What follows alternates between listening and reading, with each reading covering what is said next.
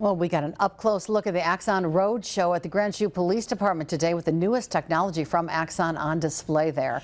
Maria Parmigiani was there and got some demonstrations on the equipment. Maria.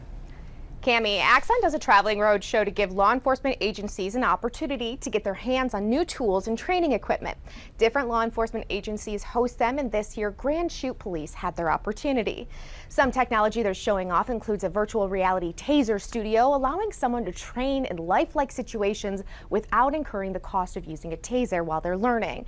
We also saw demonstrations of a drone, something that Axon professionals told me could be used to provide a life vest to someone out in a rip current, or using the thermal detection they have on there to find someone out on a mountain, allowing law enforcement to get them the life-saving help that they need while attempting to rescue them as well. Corporal Dylan Davis with the Grand Chute Police Department said that they already use some of these tools and the technology, and he's excited to learn about other things available. An Axon professional gave me a demonstration of their new taser.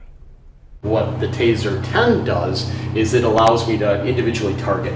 I can now, with that coat, I can target his legs. I can put one in each calf, and I don't have any issues with that at all.